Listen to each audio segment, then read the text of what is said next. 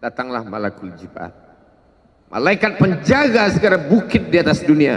Kau tunjuk mana bukit yang paling besar ya Muhammad, akan kutimpakan kepada mereka. Hati yang luka biasanya akan marah, akan kecewa, tapi itu tidak terjadi pada Nabi Muhammad sallallahu alaihi wasallam.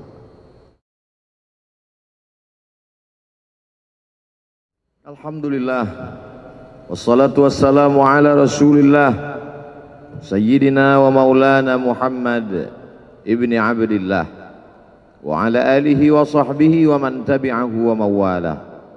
Asyhadu an la ilaha illallah wahdahu la syarika lah wa asyhadu anna sayyidana Muhammadan abduhu wa rasuluhu la nabiyya ba'dah. Allahumma salli ala sayyidina Muhammadin nabiyil ummi wa ala alihi wa sahbihi wa barik wa sallim. Qala Allah Ta'ala fil Qur'anil azim wa huwa asdaqul qailin. A'udzu billahi minasy syaithanir rajim. Ya ayyuhalladzina amanu taqullaha haqqa tuqatih wa la tamutunna illa wa antum muslimun. Wa qala ta'ala fi ayatin ukhra, Ya ayyuhalladzina amanu taqullaha wa qulu qawlan sadida yuslih lakum a'malakum wa yaghfir lakum dhunubakum wa man yuti'illaha wa rasulahu faqad faza fawzan 'azima.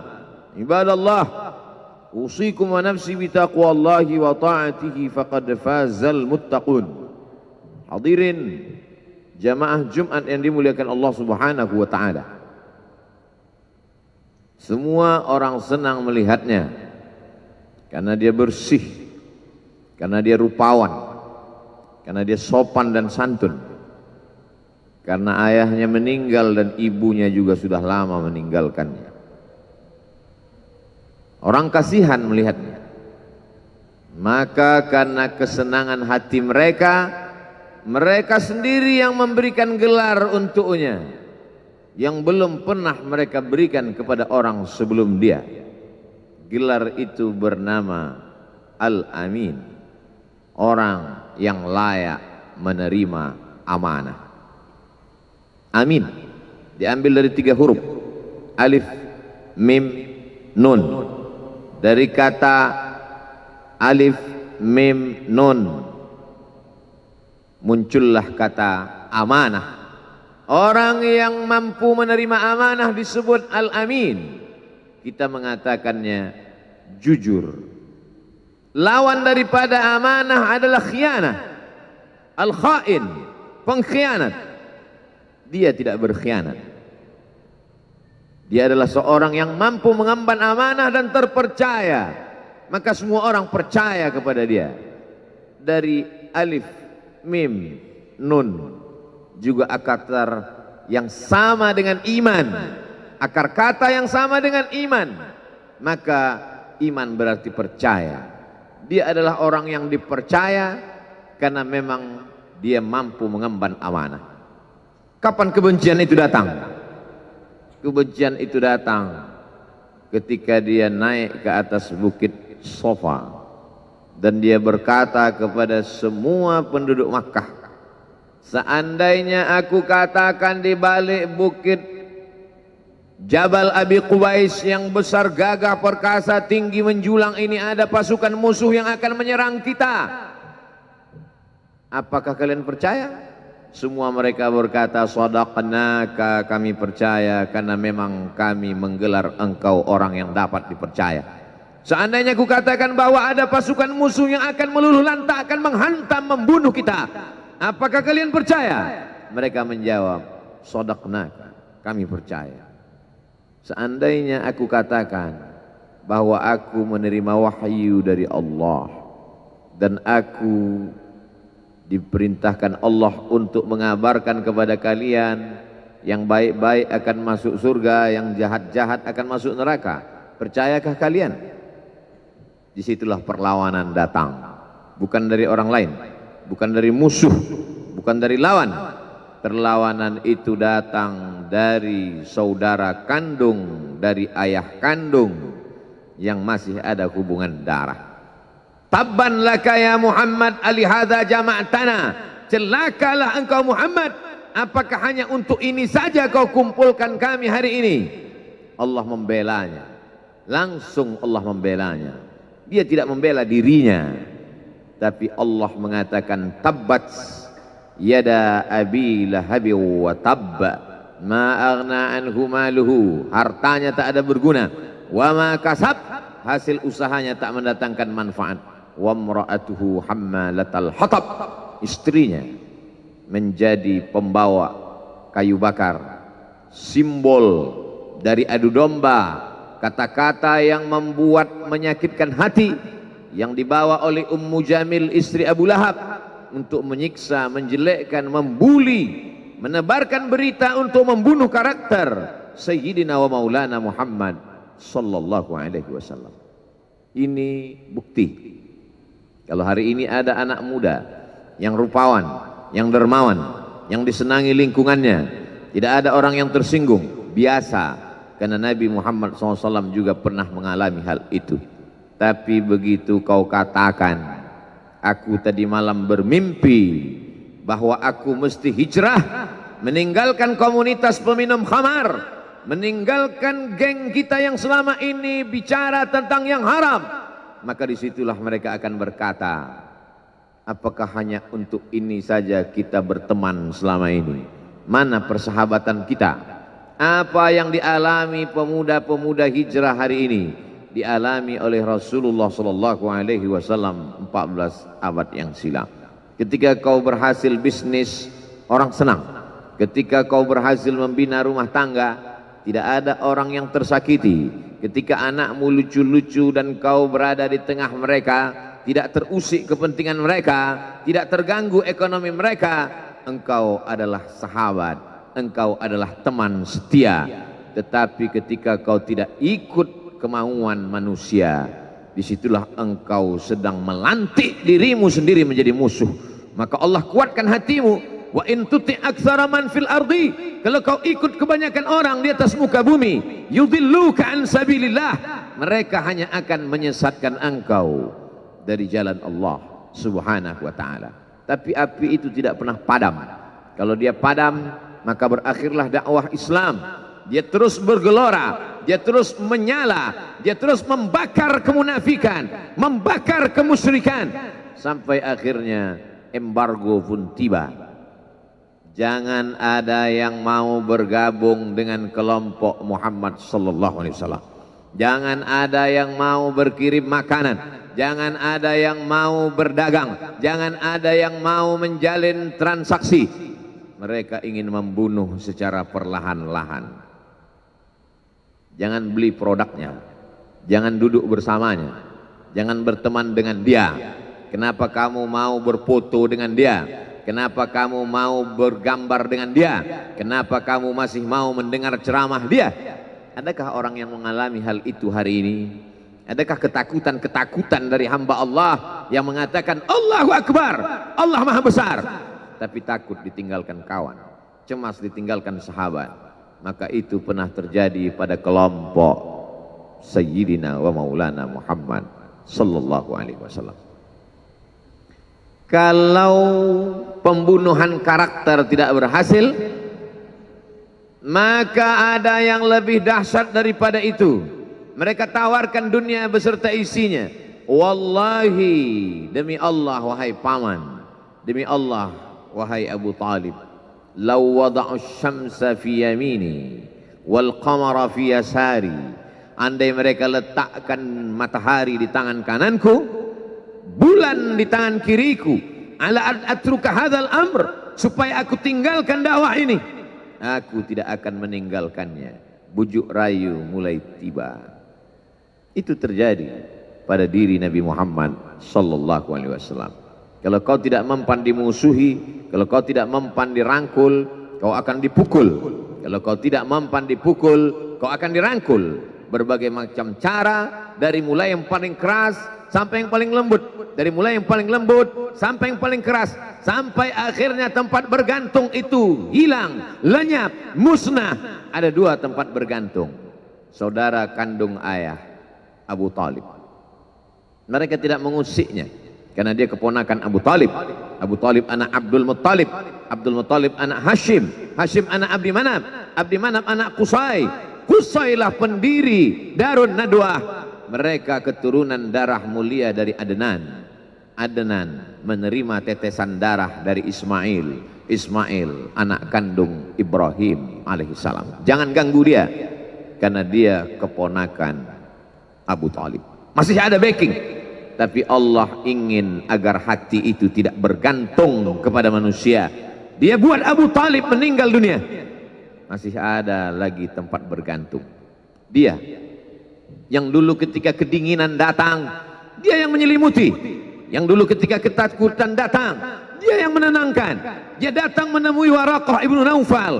Waraqah berkata, Namus, malaikat yang pernah datang kepada Ibrahim, yang pernah datang kepada Musa, yang pernah datang kepada Isa, sekarang dia datang kepada suamimu. Katakanlah, jangan takut, jangan cemas.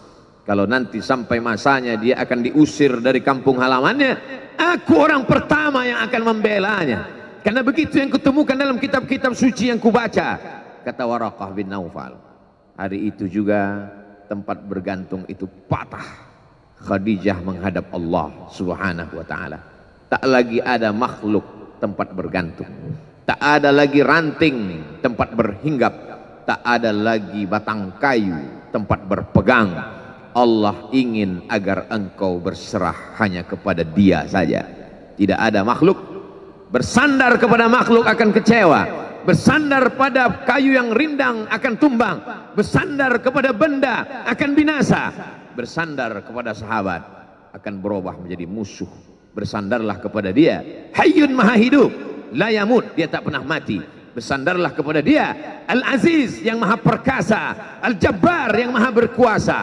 Itu yang diinginkan Allah dari sosok Sayyidina wa Maulana Muhammad sallallahu alaihi wasallam. Dia pergi, sengaja dia pergi berjalan kaki, karena kalau dia pergi menunggang unta, mereka sudah mengintai, dia pasti lari, dia akan pergi ke tempat yang jauh. Sengaja dia pergi berjalan kaki. Lalu kemudian dia pun sampai ke suatu tempat. Dia berharap mereka adalah orang-orang yang lembut akan yang menerimanya, tapi dia tidak diterima dengan tala'al badru alaina. Dia tidak diterima sebagai ahlan wasahlan.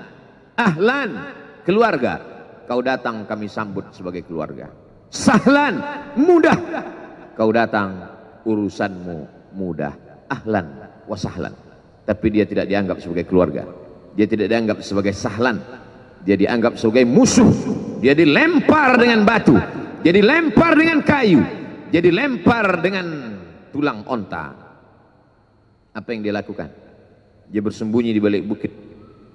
Dia angkat kedua tangannya. Ilaika ashku dha'fa quwwati. Kepada engkau saja aku mengadukan kelemahanku. Wa qillata hilati, ketidakberdayaanku. Wa hawani bainan nas, aku hina di tengah mereka. Kalau dulu aku ada tempat bergantung, ada tempat bersandar, ada tempat mengadu, hari ini hanya engkau saja ya Allah. Datanglah malakul jibat, malaikat penjaga segala bukit di atas dunia. Kau tunjuk mana bukit yang paling besar ya Muhammad, akan kutimpakan kepada mereka. Hati yang luka biasanya akan marah, akan kecewa, tapi itu tidak terjadi pada Nabi Muhammad sallallahu alaihi wasallam. Apa yang dia katakan? Asallah an yukhrij min aslabihim man ya'budullaha wa la yusyrika bihi syai'a. Ya Allah, keluarkan dari tulang sulbi mereka, keluarkan anak cucu mereka yang akan menyembah Engkau. Tidak ada satupun yang akan mempersekutukan Engkau di atas muka bumi ini. Doanya dikabulkan, hatinya susah, pikirannya kacau, tapi lidahnya tidak berkata-kata kasar. Dia doakan agar anak cucu mereka menyembah Allah. 100% penduduk Taif hari ini bersyahadat asyhadu an la ilaha illallah wa asyhadu anna Muhammadan Rasulullah. Doa orang yang teraniaya, doa orang yang terzolimi. Dia berhenti di sebuah kebun. Ada seorang yang bukan terpandang, membawakan beberapa ranting anggur sebagai pelipur lara, penghilang haus, pelepas dahaganya. Ketika anggur itu akan masuk ke mulutnya, dia berkata Bismillahirrahmanirrahim, atas nama Allah. Maka hamba sahaya miskin, susah, melarat, perantau yang tak punya apa-apa itu heran. Apa yang kau ucapkan? Bismillah. Kau sebut nama Allah ya. Tidak ada satupun orang di kampung ini kalau makan menyebut nama Allah. Siapa engkau? Aku Nabi yang diutus Allah Subhanahu wa ta'ala. Berarti engkau sama dengan orang yang dulu pernah berada di kampungku. Engkau dari mana? Aku dari Ninawi. Ninawi ya. Di sana ada saudaraku, kata Nabi Muhammad SAW. Di sana ada saudaraku, namanya Yunus bin Matta. Yunus bin Matta adalah saudaraku. Sama-sama hamba yang diutus Allah Subhanahu wa ta'ala. Dia juga diingkari oleh kaumnya. Dia masuk ke dalam lautan, ditelan seekor ikan dalam 3 kegelapan. Gelapnya tengah malam, gelapnya lautan, gelapnya perut ikan. Dia berserah kepada Allah. La ilaha illa anta subhanaka inni kuntu minal zalimin. Begitu cara Allah mengingatkan Nabi Muhammad SAW. Apa yang kau rasakan hari ini belum ada apa-apanya dengan apa yang pernah dirasakan oleh Yunus bin Matta. Mendengar itu langsung saja Addas bersimpuh sujud mencium lutut Nabi Muhammad SAW. Dia tidak mulia, dia hamba sahaya, dia miskin, dia perantau, tapi dia sempat mencium tangan Nabi Muhammad SAW. Dia sempat menghilangkan dahaga dari leher Nabi Muhammad SAW. Pertemuan yang berkesan. Biarlah pertemuan itu sekali, tapi sampai ke lubuk hati. Untuk apa pertemuan yang berulang kali, tapi hanya sampai di tepi bibir, hanya basa-basi. Nabi SAW kembali, dia pulang. Di tengah perjalanan dia mendengar, qul, katakan, uhiya ilayya annahu istama'a nafarun minal jin. Ada sekelompok jin. Jin itu berkata, inna sami'na qur'anan ajaba. Kami mendengarkan bacaan Al-Quran ajaba, menakjubkan, ajib. Biarlah manusia menolakmu, biarlah manusia yang angkuh dan sombong itu tidak menerimamu, tapi ada satu makhluk yang mau menerimamu. Inna, kami dari kalangan jin, sami'na, mendengar, Qur'anan ajaba, bacaan Al-Quran yang mengagumkan, yahdi ila rusdi, yang membuat kami lurus berpikir benar. Betapa jin yang dikatakan makhluk jahat, tapi ketika dia mendengarkan bacaan Al-Quran tersentuh hatinya dan dia bersyahadat, anna minnal muslimun, kami ada yang muslim, wa minnal qasitun, kami ada yang kafir. Yang muslim taharrau rasyada, selalu mencari jalan kebenaran. Yang kafir kanu li jahannam hataba, mereka hanya akan menjadi santapan neraka jahanam. Dia kembali ke kota suci Makkah Al-Mukarramah seperti biasa, sampai akhirnya datanglah malaikat Jibril membelah dadanya, mensucikan hatinya sampai layak, lalu kemudian dia pun dibawa. Subhanalladzi asra bi'abdihi lailan, maha suci Allah yang memperjalankan hambanya pada suatu malam, minal masjidil harami ilal masjidil aqsa, dari masjidil haram ke Masjidil Aqsa, alladzi barakna haulah, kami berkahi sekelilingnya. Untuk apa? Linuriyahu min ayatina, kami ingin memperlihatkan kepadanya tanda-tanda kebesaran kami. Selama ini dia hanya didengar, azab kubur didengar, neraka jahanam didengar, malaikat didengar. Hari ini kami ingin memperlihatkan tanda-tanda itu kepada hamba kami.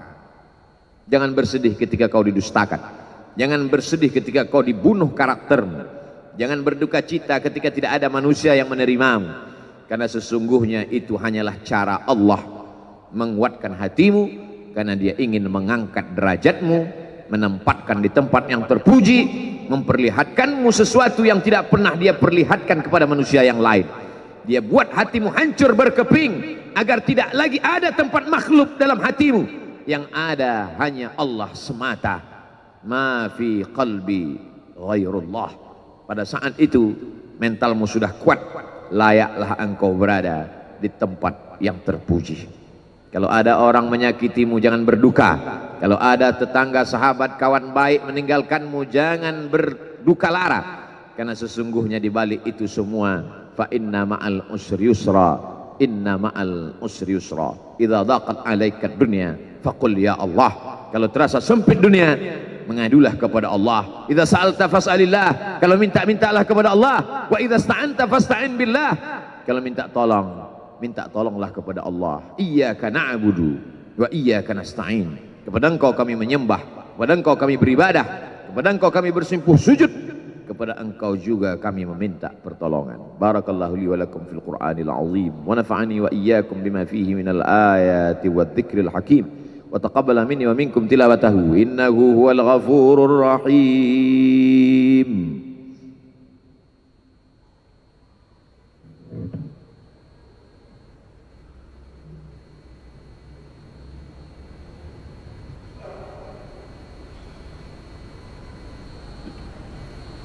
Alhamdulillahilladzi bi ni'matihi tatimmus shalihat.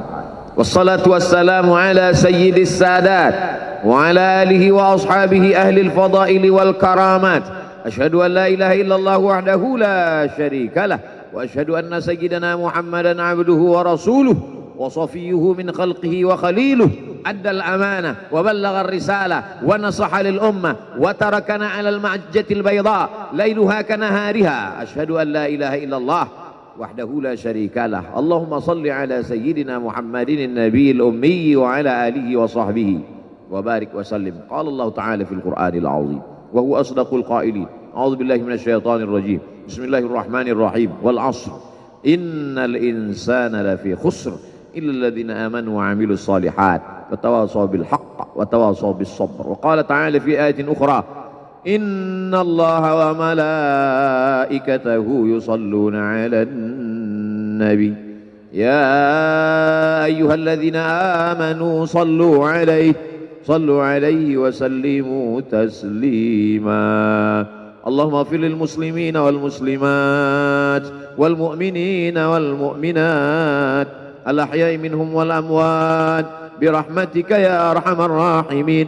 اللهم انصر الإسلام والمسلمين واخذل الكفرة والمشركين ودمر أعداءك أعداء الدين.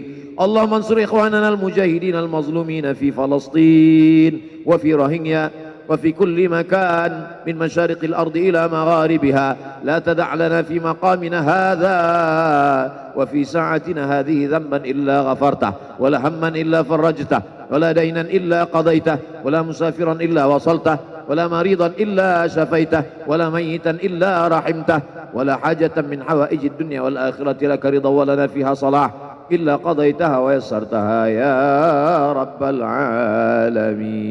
عباد الله أوصيكم ونفسي بتقوى الله وطاعته فقد فاز المتقون. إن الله يأمر بالعدل والإحسان وإيتاء ذي القربى وينهى عن الفحشاء والمنكر والبغي يعظكم لعلكم تذكرون. فاذكروا الله العظيم يذكركم واسألوه من فضله يعطكم ولذكر الله أكبر والله يعلم ما تصنعون. أقم الصلاة.